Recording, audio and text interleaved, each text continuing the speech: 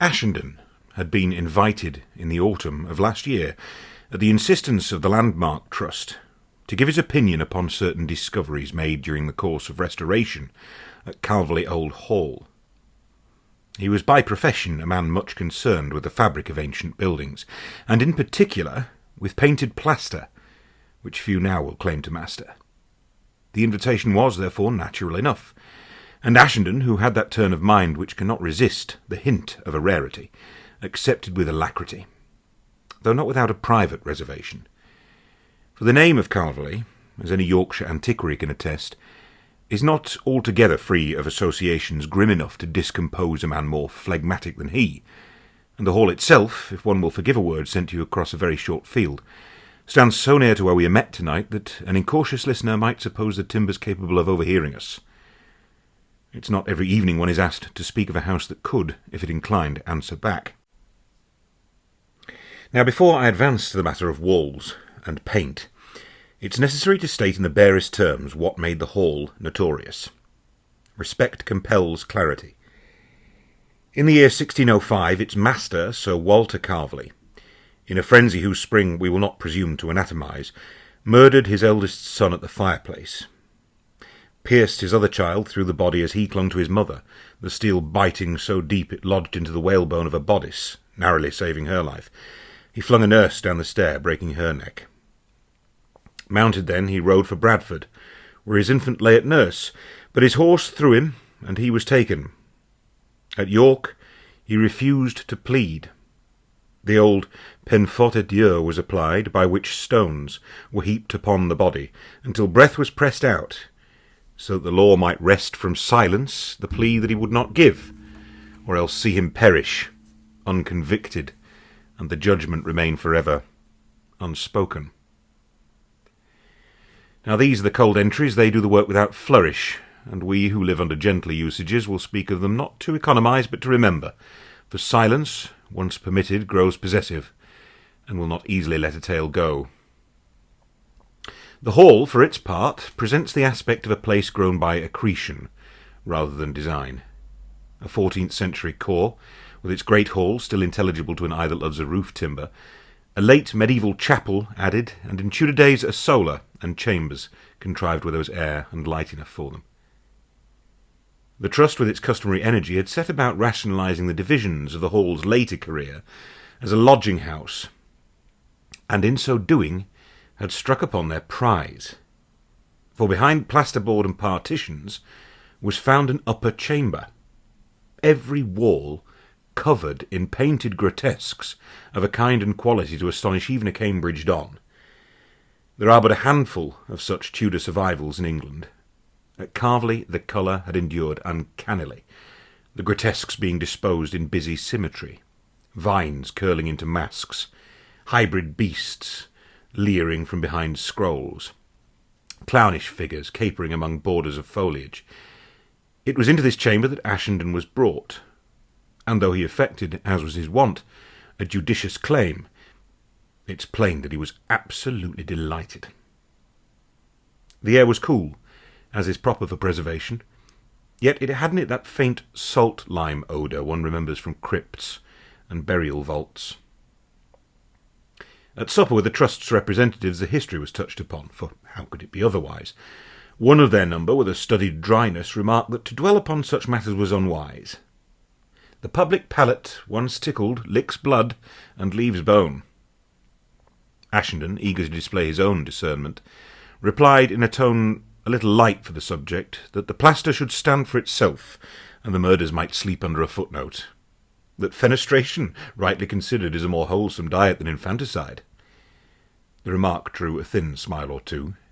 Ashenden, not pausing to mark it, thought he'd acquitted himself rather neatly. These, then, were the introductions. Grotesques leering from plaster, a crime briskly stated with as much respect as brevity allows, and a flippant policy offered as a shield. He retired that evening to the painted chamber itself, the Trust having supplied a narrow bed and table, for he meant to watch the plaster at leisure and in solitude.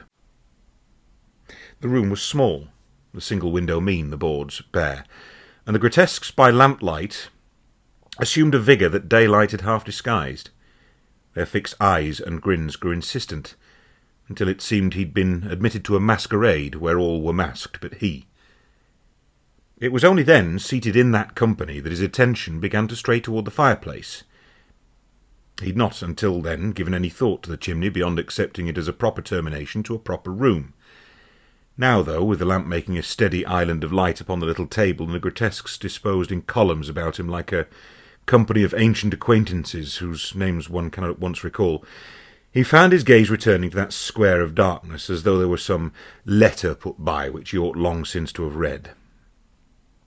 In such a chamber, busy with line and colour, it was the one true black, a vacancy, an appetite, a place that received and did not return.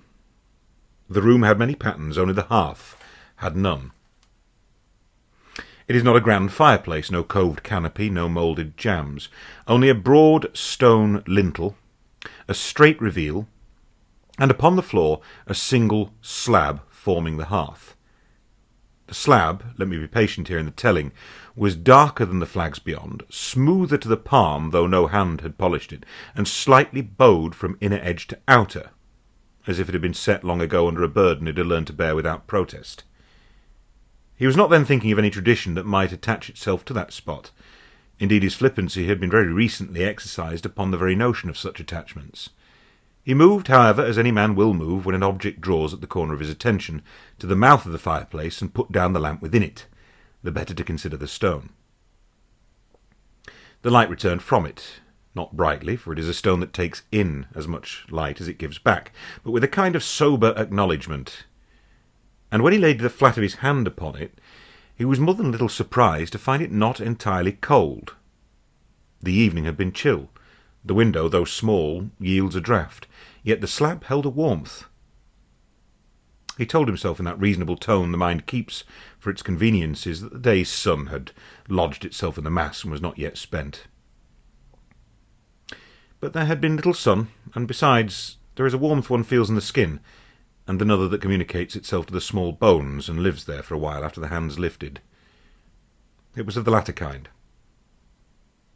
He left the lamp where it was and returned to his chair, resolved to keep his mind upon the painted work. The grotesques, you must know, have their own tricks when a man sits with them. In those first quarter hours they are content to be no more than their outlines, and then, by slow insistence, they begin to propose themselves as company.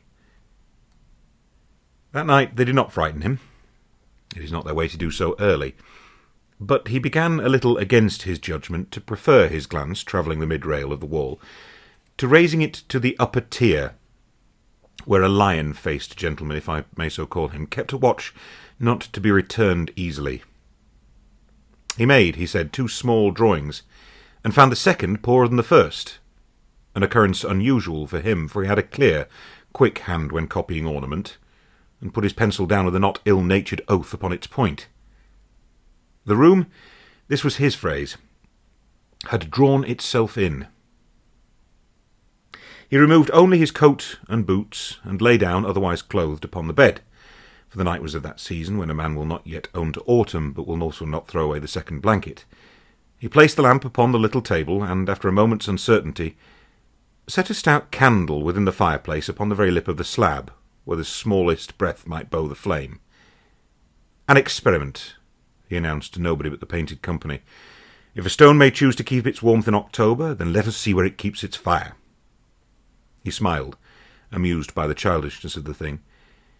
Such small defiances born of idle curiosity have their place in youth, but men, when alone, are prone to remember youth too fondly.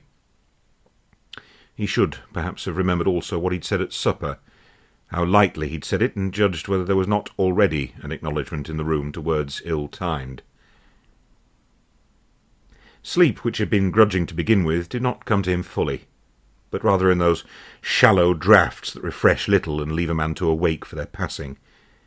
Twice he started at nothing in particular. Once toward that hour when a private house is most utterly itself, he came out of an unkind doze, with the sure persuasion that something had altered in the posture of the place.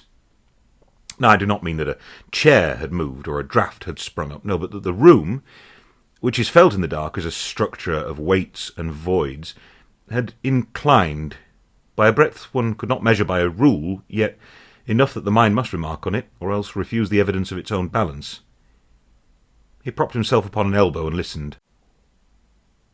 There is a habit those who have slept in strange houses acquire of holding their breath, not to hide their presence, but to hear if there is any other. He did so, and heard. Not the gnaw of a mouse, nor the run of the wind, but a small, deliberate complaint, as of two stones very gently addressing one another. He blew his breath out with a frown, presently took himself to task. It is a poor business when a man's senses are so eager to justify a fancy that they will interpret his own blood beating upon the hand for the stirring of a room. He fetched the lamp, this he did methodically, and set it upon the hearth again near the candle. The candle flame stood up fair, the lamp made a spill of light upon the slab. He bent and laid his hand again upon the stone. Warm, as before. And, let me be precise here, beneath the warmth, there came through to his palm a faint fret, like the scurry of little claws behind a skirting. Mice, he told himself. Mice under the hearth. Yes, the very place for them. He said the words softly, almost with relief. Mice. It steadied him to name a thing that could be named. Spoken there, with the lamplight shaking a little upon the stone and a candle standing upright like a sentinel at its gate, the word did not wholly commend itself. Yet it did not shame him, as his earlier neatness had begun to do. He had no sooner said it than the candle bowed its flame toward the seam between slab and soot, and recovered. Bowed again, more decidedly, and on the third bow went dead, with the small sound a candle makes when two fingers take it generously. The lamp, left to itself, made that fluttering the cheapest of oil will sometimes make, and sent the grotesques to and fro upon the plaster as if a wind went out of the wall and returned into it. Well, he didn't sleep well after that. He denied to himself that he had been frightened, but he lay long awake with the sense, let me be precise here, for it was apt, that the room waited, not for time, but for speech. Toward morning he fell into a dream which, if one tells it, sounds merely literal, yet, when it comes at the proper juncture of a night, has more clenched in it than many arguments. He was under the slab, of course, not deeper than a hand's breadth, so that he could see by that dream's clearness the painted figures stooping to lay their cheeks upon the stone, and press upon it their weight. There was a humming, no word he could recognise, and a heaviness that grew by degrees, as flour grows heavy in the hand the longer it's held. When he woke, it was with a bruise across his chest, as of a pressure that had been drawn and not yet loosed. Morning does much, and here the morning did something. He rose with relief at the light upon the painted wall, and the grotesques reduced again to ornaments, as one sees beasts upon an armorial shield with which no man has quarrel. He made a certain show of laughter with himself, which consisted, as it will with men of his disposition, not in denying anything in particular, but in being brisk with everything in general. He set the chair back, trimmed the lamp, replaced the candle with a fresh one, for he intended, he said, to make the experiment again, and to see whether a fault of wick or draught would expose his fancy. And he took his notebook to the chapel, where the morning sun filtered through such fragments of late medieval glass as remained there. It lets a man think in another colour than that of lamp oil. He mentioned at breakfast that the chamber made odd noises at night. "Oh, it'll be the timbers easing," said one. And another, a local man who'd seen more nights in the old hall than the trust's office had had of years, said with an air of not unwilling wisdom, "It's not the cold that troubles folk in there." He spoke without relish, and without relish was answered, for the policy of these matters, and I do not wholly blame it, is to avoid putting good words upon bad things. There is a fashion now for telling all. There is also a temptation to tell nothing. Between the two is a road men take less often, because it requires the compass of judgment. I think Ashenden, who was fond of road maps and hated being stopped, had not yet brought that instrument out of its case. He spent the greater part of that day in what he was good at. Measurements, rubbings, notes, small drawings, and so forth. And if the afternoon set, as it will in October, with a pertinacious damp, he declined to call it weather and called it climate, as if the more scientific word made a difference. He did, however, as he confessed, write at the head of a sheet of his notebook a sentence that he'd been nursing. It will be judged best, in the present presentation, to pass lightly over certain events of 1605 as irrelevant to the fabric. I underlined irrelevant to the fabric not once, but twice. I have that page, and the underlinings are very plain. It is a scholar's comfort to think that right phrasing is right conduct. It was not until the afternoon was well advanced that another circumstance presented itself, and here I must beg you to allow the pace to remain steady, for the matter itself is not of the kind that tolerates hurry.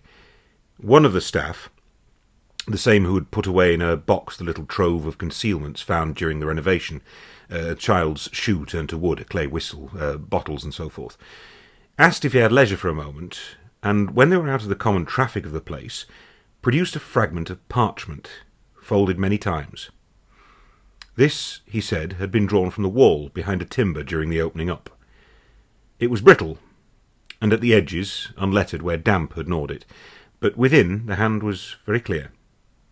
They read it together, and it was, as such things most often are, a petition in devout terms to a hearer not named, but presumed to be concerned in the management of heavy matters. Et o lapis gravis et durabilis, ne premas inimundum nec suffoces viventem, tolle solum quod culpa traditur, reliquum sine onere dimitti, stet misericordia quamvis judicium maniat. Ashenden frowned over it, moving his lips as he traced the words with a finger. Well, something of this sort, he said at length. O stone, weighty and enduring, press not upon the unclean, nor choke the living. Take only that which guilt delivers up, and leave the rest unburdened. Let mercy stand, quamvis judicium maniat, though judgment remains. Let mercy stand, though judgment remains. Roughly so. The sense is plain enough if the letter escapes me. Well, he copied it. Of course he did. His pen loved nothing so much as an old line to set down neatly. He was moved a little, he owned, but not much, for the mind is content to catalogue feelings so long as it can also classify it. The officer, however, said what I have already in substance set down at the beginning of this account, that such things, if given to visitors, are apt to distemper the palate and make a meal of what should be a garnish. We must be judicious, he said, to which Ashenden assented. He closed the parchment very carefully, and when he closed it, he creased it exactly across the last clause, setting the word mercy against judgment. There, he said with that same ugly neatness of the night before, let the stone keep its counsel, and we ours. The officer smiled, thinly this time, and put the box away. Later, as he turned the words of the parchment again in his mind, his glance strayed once more to the hearth. There was something in the surface of that slab, smoother than the flags about it, and darkened in a manner that fire alone could not explain, that lent itself too readily to fancies. He caught himself wondering, though only for a moment, whether it had perhaps once served another purpose before it came to lie here, whether in some grim journey it had borne weight of a kind no house should shelter, and had been set here afterwards by some morbid sense of fitness at the very spot where the blade first struck. The thought, once formed, was not easily laid. He disliked it for its neatness. He dismissed it with the assurance that such things were irrelevant to the fabric, and bent again to his notes. Yet he found, when he set down the words, that he had written them with unnecessary precision. He looked at them for a moment, frowned, and then with an impatient movement closed the book as though to shut away the thought with it. But the chamber had grown too still. The grotesques on the walls seemed in that pause to have arranged themselves into a closer company. The hearthstone lay where it always had, but carried upon it, so he fancied, the look of something that had heard him out, and was waiting upon a further remark. He persuaded himself that he would do no more than set his candle upon the lip again to satisfy a curiosity that had been permitted too much rope. He did so. The candle burned up straight, the lamp made its island, the room arranged itself, as a room arranges itself that has presided over many nights and is unastonished by any one man's need. He sat. He stayed. He looked very resolutely at his notes, and not at the hearth, and in the time it takes a page to be copied in a fair hand, he found that his eyes, without his leave, had come back to the slab. He rose. He told me this as if it were a small surrender, and set the flat of his hand upon it once more. It was warm. Beneath the warmth there was the faint scratching again. And under that, if such an expression is tolerable, there was a listening. He took his hand away, quickly, and stood with it half raised. Then, in a voice he meant to be contemptuous and discovered to be only low, he said, as one says a charm against a trifle, "Mice under the hearth, nothing more." The candle did not bow this time. The lamp shook a little and was still. From somewhere very near at hand there came the faintest, decentest reply a piece of stone can make to a spoken sentence. A small, deliberate adjustment, so that two planes might lie the closer. In the morning he would discover a hairline he had not marked before running from the inner edge of the slab to the soot, but that is to go before the page. That was the end of the second night. Now I wish to insist that nothing had yet occurred which we are obliged to call anything other than natural. Only the room had contributed to his experiment with a courtesy he had not quite anticipated, and his own tongue had discovered that some phrases, though excellent in a report, did not, when uttered aloud, improve the air of certain places.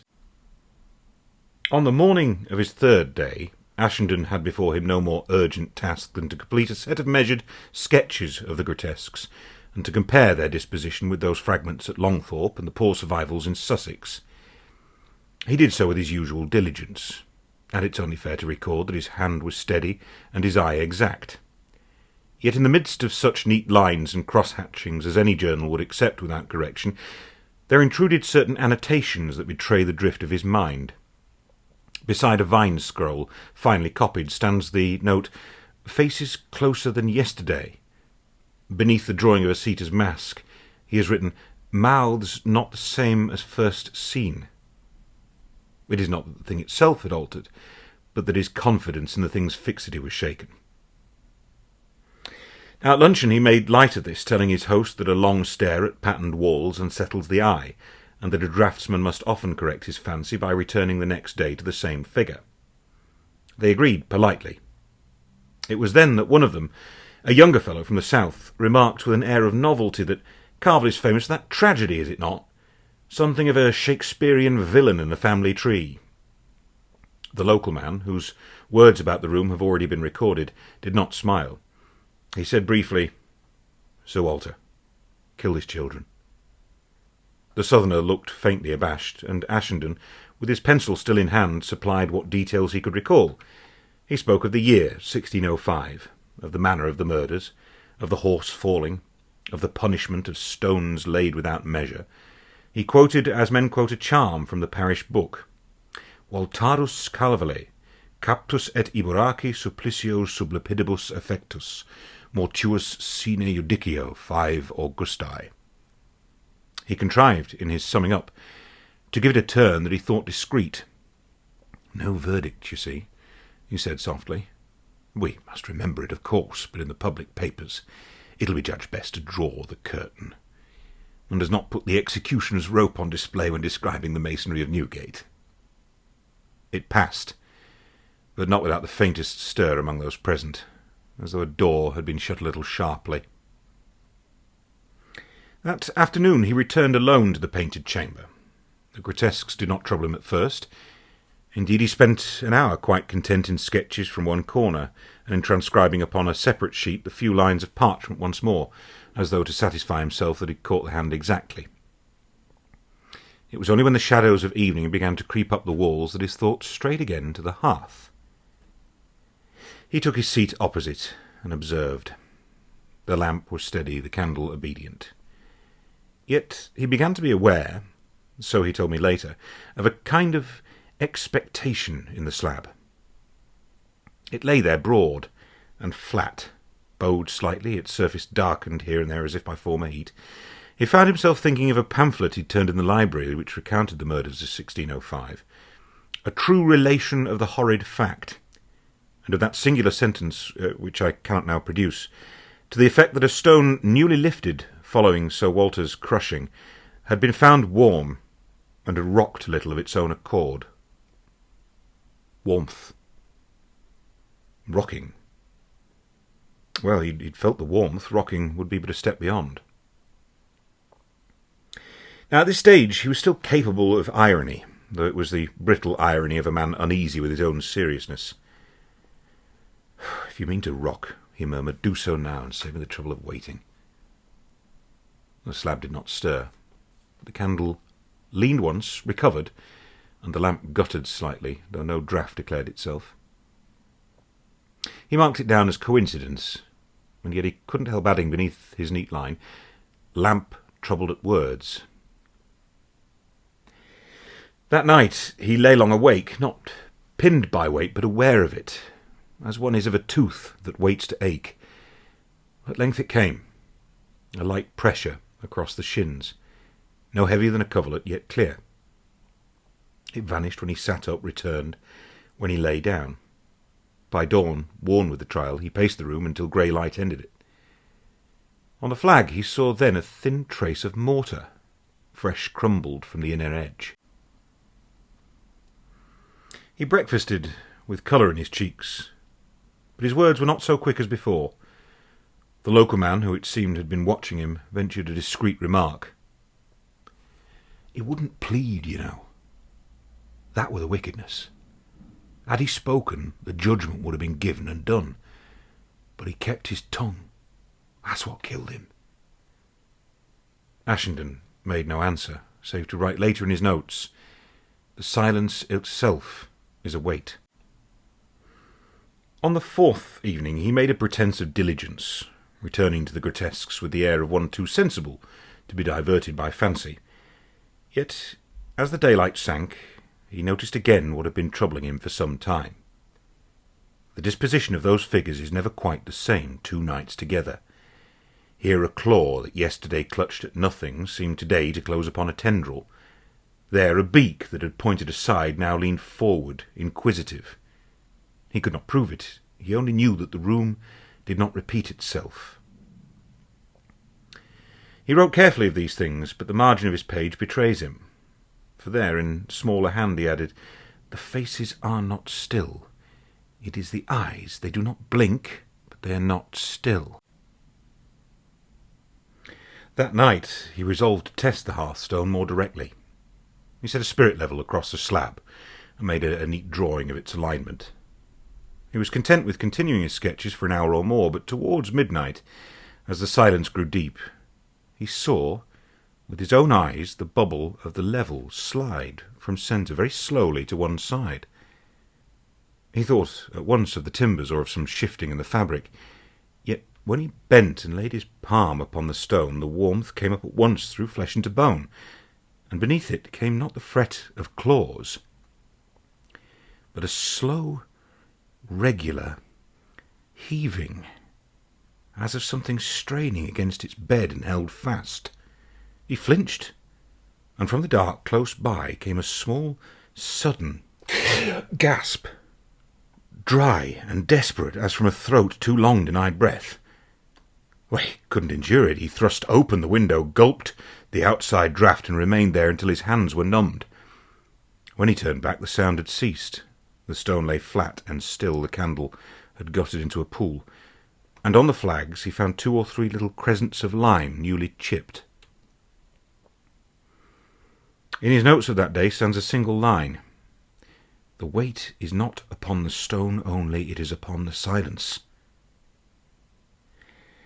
On the 5th day he gave himself to industry with an air more deliberate than genuine.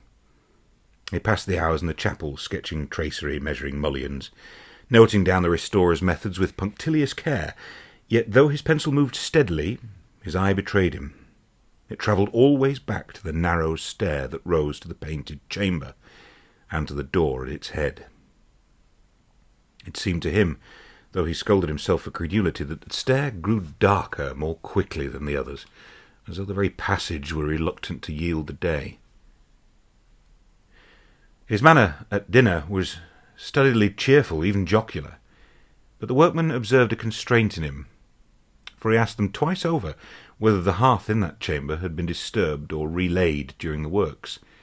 Both times they answered, with some firmness, that the stone was original, never shifted in living memory, and indeed too heavy for such attempts. At this Ashenden nodded, but fell into abstraction, stirring his soup so long that it grew quite cold. When, that night, he returned once more to the painted chamber, it was with a determination that partook of desperation.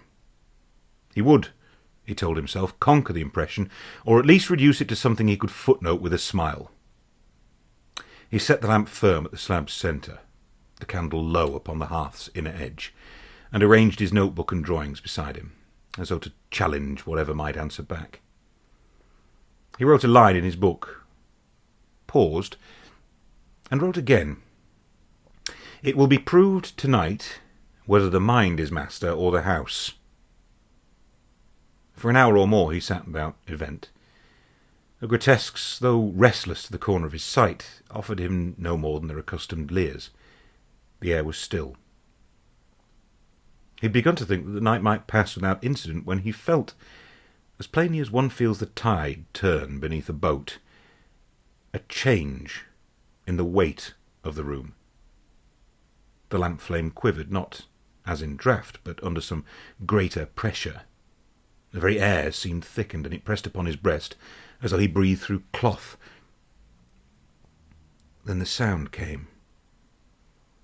First faint, then swelling. A long, dragging wheeze, drawn in with difficulty and expelled more hardly still. He started to his feet, but could not stir forward. The sound came again, closer now, and with it a shudder beneath the slab. The spirit level which he had set aside ticked against the table as if an unseen hand had rapped it. He bent, unwillingly compelled, and saw the candle flame bow sideways, sucked toward the narrow seam at the inner edge of the stone. There was a grind, the mortar giving, and the slab rocked a finger's breadth. Now what followed he never set down in order, and I have only his later account and the marks upon the flax to rely on. The lamp toppled first, as the slab lifted again. The candle went with it, struck and quenched together, so that the room fell in an instant from islanded light to a darkness that had weight. Ashenden's chair went backwards, and he found himself upon the boards, and in that darkness, which is never entire where there has been lamp, he saw, or believed he saw, a paler motion, low and close, at the very line where the hearth meets the soot. Not speech, a word could be made of it, but the labour of breath crushed beneath intolerable weight, struggling upward through stone and dust. At first it was distant, a faint pulse beneath the floor, then it gathered rhythm, a slow, deliberate pant that found its way through the joints of the hearth. Each drawn breath seemed to feed the next until the sound thickened into a dreadful regularity. Inhale, gasp, release, drawing nearer with the patience of something that had learned endurance in the dark. The inner edge of the stone lifted the breadth of a nail, and from the crack issued a chill, smelling of wet earth and old lime. Then came the scrape of nails, or what had once been nails, dragging across the boards. The panting grew louder, wetter, until he knew it was no longer under the stone, but in the room with him, crawling. He saw almost nothing, only the lamp's last shimmer on a surface that heaved and sagged as it moved, but he felt the boards tremble beneath its weight. Fingers crushed flat by long confinement hooked around his ankles and tightened. The heat fled his leg. The smell of damp soil filled his nostrils. The gasping was at his knees now, then his breast, a ruinous breath searching for his own, seeking the spark of speech. He could not move. The thing climbed him slowly. Inexorably the sackless weight of it moulding itself to him as it rose. Its breath came against his throat now, dry and broken, stealing the air as it drew. In that moment he understood. It sought his breath, his voice, his plea that silence had starved it, and it must feed upon his sound. The scholar's composure shattered. From the pit of him, with what air remained, he cried, not in command, but in terror and compassion mingled, "Speak! Oh, speak! Speak and be judged! Mercy! Mercy!" At the word, the thing's body convulsed. The air between them tore apart. He heard the gasp turn inward, gulp, and fail. The sound of lungs robbed of their borrowed air. A piteous sob followed, thin and childlike before the weight slid from his chest. It retreated the way it had come, dragging itself backwards across the board, each breath a little weaker than the last. The nails scraped once more upon the stone. There was a slow grinding of the flag returning to its bed, and a long, tremulous sigh, as though the chamber itself had taken back the burden. When silence came, he opened his eyes. The lamp showed only a dull glow. Dust hung motionless in the air. His throat burned. The hearth lay flush again, and the room breathed alone. Ashenden left the house before dawn. He was seen by a milkman on the Thornhill Road, coat unfastened, his papers clutched beneath his arm. By the time daylight touched the valley, he'd gone, and the chamber was found empty. The hearthstone unbroken, save for a fine crack along its inner edge. Several weeks later, his formal report reached the society. It was brief, colourless, spoke of the mural in purely technical terms. Only a single line at the end departed from his usual precision. The central slab should not be disturbed. No further account was ever written, and his later works show a marked avoidance of the rarities that had once absorbed him. The renovation works are now complete. The Trust open the hall from time to time. The next occasion is, I believe, in November, and the painted chamber may be viewed by those who insist. The officers are courteous, but they do not care to be drawn on the murders, and less still on the events which took place last year. The room itself appears unchanged. The colours on the wall are bright enough, though some swear the faces in the grotesques have drawn closer together, as if sharing a confidence. The air hangs heavy, like breath held too long. Now, I should say briefly that what I've told you comes from him. These things, I heard them as he told them to me, with that same troubled urgency that seemed to overtake him whenever the place was mentioned. Since then I have not seen him, nor had word, though he left with me his notes and a few other belongings. Among them was a single torn sheet, folded and blotted as though once gripped in a shaking hand. It bore no heading, only the words, "It is not given to us to silence the past, and those who try only add their own stone to the heap."